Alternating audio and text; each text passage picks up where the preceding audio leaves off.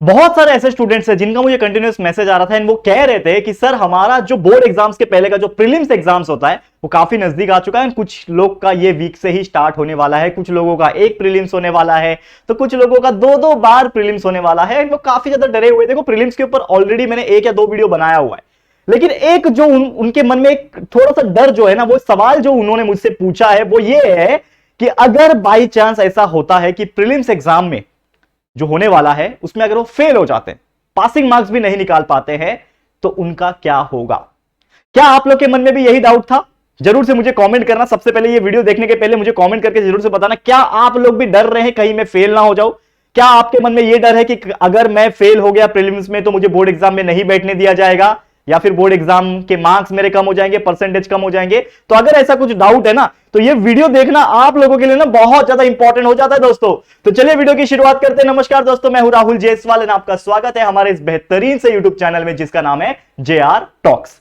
तो दोस्तों आज हम बात करेंगे कि अगर बाई चांस प्रीलिम्स में आप फेल हो जाते हो तो क्या करना चाहिए या फिर क्या होगा। तो देखो सबसे पहले यहां पे मैं कुछ इंपॉर्टेंट बातें आपके सामने रखना चाहूंगा कि जो प्रीलिम्स एग्जाम होता है, ठीक है, 10th बोर्ड वालों के लिए ही होता है, और या फिर अगर एक 12th बोर्ड के स्टूडेंट हो आप तो उसके लिए ही होता है। ना 9th के लिए होता है, ना 8th के लिए होता है, ना 11th के लिए होता है। तो अगर आप में से कोई ऐसा स्टूडेंट है जो इस वक्त 8th में है, 9th में है या फिर 11th में, तो ये वीडियो आपके लिए इतना ज्यादा अभी के लिए फिलहाल इंपॉर्टेंट नहीं है। लेकिन अगर आप अगले साल के लिए या फिर नॉलेज पर्पस के लिए ये वीडियो देखना चाहते हो तो जरूर से देखो। ऑब्वियसली हर जगह नॉलेज बढ़ता है, नॉलेज लेना हमारा हाथ में होता है, ठीक है ना। जरूरी नहीं है कि आप 8वीं में हो तो आप सिर्फ 8वीं का ही नॉलेज लोगे, आप आगे का भी ले सकते हो। अगर आपके पास टाइम है, 8-10 मिनट का समय है, तो जरूर से आप देख सकते हो, ठीक है। तो जो भी 10th के और 12th के बोर्ड के स्टूडेंट्स से उनके लिए प्रीलिम्स एग्जाम करवाया जाता है। और जैसे मैंने बोला, प्रीलिम्स एग्जाम एक ऐसा एग्जाम होता है जो जस्ट आपको चेक करता है कि आप काबिल हो कि नहीं बोर्ड एग्जाम के लिए। आपको खुद रियलाइज होगा कि मैंने कितना अच्छा प्रिपरेशन किया है या फिर नहीं किया है। जैसे क्रिकेट मैच में एक ट्रायल बॉल होता है, सेम उसी प्रकार यहां पे बोर्ड एग्जाम के लिए ये एक ट्रायल बॉल है, ठीक है। तो अब सवाल यह आता है कि फेल हो गए तो क्या। तो देखो सबसे पहले आप जब प्रीलिम्स देने जाते हो या फिर आपका प्रीलिम्स जो एग्जाम में आने वाला है, तो इसको बिल्कुल लाइटली मत लेना। सबसे पहली बात, ऐसा नहीं है ना यार कि अगर ये जो प्रीलिम्स है, ठीक है, ये जो प्रीलिम्स है ये एक नॉर्मल सा मामूली सा एग्जाम है, इसको आप नहीं भी दोगे तो भी काम चल जाएगा। लेकिन ऐसा नहीं है दोस्तों, ये प्रीलिम्स एग्जाम आपको देना ही पड़ेगा। क्योंकि अगर आप चाहते हो कि बोर्ड एग्जाम में आपको अच्छे मार्क्स मिले, अगर आप चाहते हो कि आपको खुद को रियलाइज हो जाए कि आपका कितना पढ़ के हो गया है, अगर आपको पता चले कि आपके वीकनेसेस क्या है, आपका स्ट्रेंथ क्या है, आपका कौन सा चैप्टर एकदम मजबूत है, कौन सा चैप्टर मजबूत नहीं है, कौन से सब्जेक्ट में ज्यादा ध्यान देने की जरूरत है, तो आपको प्रीलिम्स देना पड़ेगा। और प्रीलिम्स ऐसा दो कि जितना हो सके, जितना समय भी आपको मिल रहा है उसमें आप पढ़ाई करो, वीडियोस देख के कॉन्सेप्ट क्लियर करो, फॉर्मुलेस लर्न करो, न्यूमेरिकल सॉल्व करो, जितना हो सके लर्निंग पे फोकस करो, राइटिंग प्रैक्टिस पे फोकस करो, यानी उसको लिखो, जो आंसर आप लर्न कर रहे हो उसको लिखने की कोशिश करो अगर आपके पास समय है तो। अगर आप ऐसा कर पा रहे हो तो आप प्रीलिम्स कहीं ना कहीं बहुत अच्छी तरीके से प्रिपेयर कर पा रहे हो। और जितना हो सके प्रिपेयर फॉर योर बेस्ट, क्योंकि अगर आप अपना बेस्ट प्रिपेयर कर लोगे और जब प्रीलिम्स एग्जाम लिख के आओगे तो आपको खुद को रियलाइज होगा कि यार मैंने कितना अच्छा पेपर लिखा है या कितना अच्छा पेपर नहीं लिखा है। अगर आपने पेपर अच्छा नहीं लिखा है तो आपको आइडिया लग गया होगा कि भैया ये चैप्टर्स में से ऐसे ऐसे क्वेश्चंस पूछे थे, इस चैप्टर का तो कोई आंसर मैं कर ही नहीं पाया, तो आपको रियलाइज होगा कि हाँ मुझे इस चैप्टर को पढ़ना है। समझ में आ रहा है।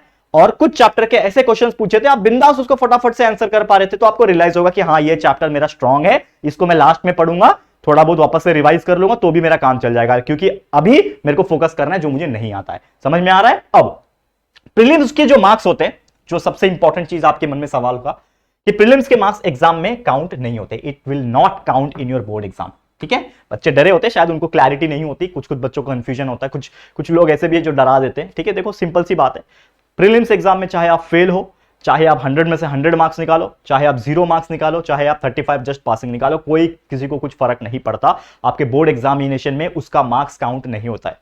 लेकिन क्या आप अगर फेल हो जाते हो प्रीलिम्स एग्जाम में तो आपका कॉन्फिडेंस बूस्ट होगा या डाउन हो जाएगा? मुझे एक सिंपल सा आंसर दे देना, कमेंट करके दे देना, ठीक है।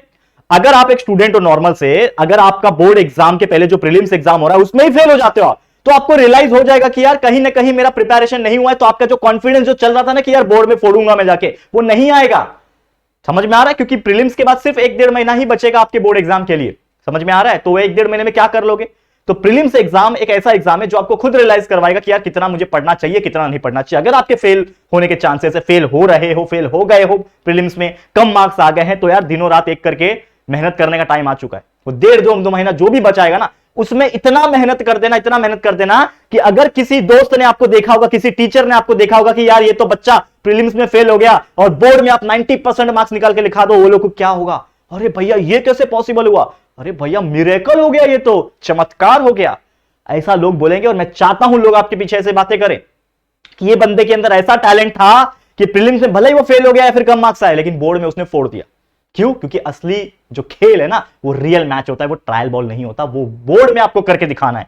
लेकिन अगर बाई चांस प्रीलिम्स में कम आए तो कॉन्फिडेंस गिराना मत, कॉन्फिडेंस को स्टेबल रखना, क्योंकि अब असली मैच खेलना बाकी है, असली खेल तो शुरू हो रहा है ना, तो उसमें आपको फोकस करना है। ठीक है, तो प्रीलिम्स क्या करता है, आपको एक फीलिंग देता है बोर्ड एग्जाम का, बस और कुछ नहीं। ये ऑलरेडी मैंने बताया यार, प्रीलिम्स एग्जाम क्या है, एक बोर्ड एग्जाम का फीलिंग देगा, ताकि यार आपको पता तो चले कि किस प्रकार का लेवल आता है, किस प्रकार का पेपर आता है, टाइम मैनेजमेंट क्या होता है, कॉन्फिडेंस कैसे मेंटेन करना है, क्या क्या पढ़ना है, क्या नहीं पढ़ना है, किस प्रकार के क्वेश्चन आते हैं, ये सभी चीज आपको एक आइडियोलॉजी के फॉर्म में वो देता है। करेक्ट है? समझ में आ रहा है? तो अगर आपको ये सभी चीज को धीरे धीरे समझ में आ रहा है तो प्रीलिम्स एग्जाम भैया जितना हो सके अच्छे से मेहनत करके दे देना। अगर आपको तकलीफ है कुछ किसी भी चीज की तो कोई परेशानी नहीं है, धीरे धीरे वो सब चीज बेटर हो जाती है। Last but not the list, अगर आप फेल हो जाते हो तो आइडिया मिल जाएगा आपको अपने वीकनेस का। अगर आप फेल हो जाते हो तो आपको क्या मिल जाएगा, you will get your idea about your weaknesses. Let's suppose maths का एक चैप्टर है, क्वाड्रेटिक इक्वेशन है, मे बी 10वीं का मैं बात करूं, ठीक है, इंटीग्रेशन चैप्टर है 12th के लिए, समझ लो। तो उसके क्वेश्चंस अगर आए हैं तो क्या आप उसको सॉल्व कर पा रहे हो? अगर आपके क्वेश्चन पेपर में उस चैप्टर के क्वेश्चंस आए हैं तो क्या आप उसको सॉल्व कर पा रहे हो? अगर आपने सॉल्व कर लिया, स्टेप्स बराबर है, आपके आंसर भी बराबर है, तो आपको रियलाइज हो जाएगा कि क्वाड्रेटिक इक्वेशन हो या इंटीग्रेशन हो या डेरिवेटिव हो, किसी के भी क्वेश्चंस मुझे आने दो भैया, मैं तो इसको सॉल्व कर सकता हूं, मतलब ये चैप्टर मेरा पढ़ के हो गया है, मतलब ये चैप्टर मेरा स्ट्रांग है। लेकिन समझ लो कोई ऐसा चैप्टर आ गया, स्टैटिस्टिक्स आ गया, समझ लो 10th का स्टैटिस्टिक्स चैप्टर है, ठीक है, 12th में समझ लो एप्लीकेशन ऑफ डेफिनाइट इंटीग्रल आ गया, समझ लो, ठीक है ना, एलपीपी आ गया।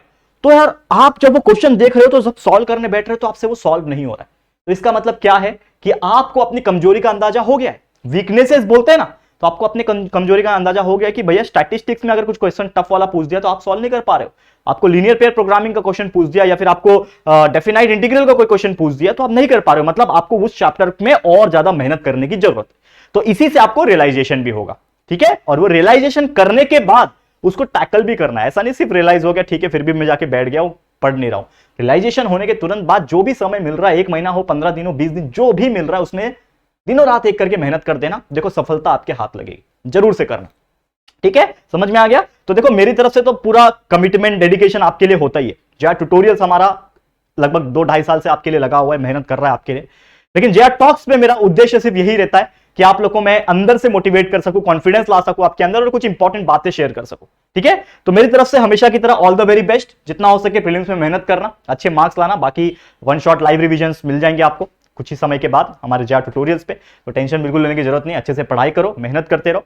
इसी के साथ आज का वीडियो समाप्त करूंगा, लेकिन एक छोटा सा रिक्वेस्ट आपसे कहूंगा कि यार हम इतना जो मेहनत कर रहे हैं आपके लिए ना, इसमें आपकी थोड़ी सी एक हेल्प मुझे चाहिए कि यार आप लोग प्लीज हमारे चैनल को जितने भी हो सके आपके फ्रेंड्स, दोस्तों, रिलेटिव्स के साथ शेयर करो, क्योंकि हमारा ये जो जेआर टॉक्स है ना, ये बहुत ही ज्यादा अंडररेटेड है। इस पे हम इतनी बेहतरीन तरीके से मोटिवेशन वीडियोस बनाते हैं, लेकिन फिर भी ये वीडियोस रीच आउट नहीं हो रहे। तो एक रिक्वेस्ट है कि प्लीज अपने दोस्तों को शेयर करना, हो सकता है ये वीडियोस देखने के बाद उनके अंदर एक अलग सी आग लग जाए और मोटिवेशन मिल जाए उनको, ठीक है।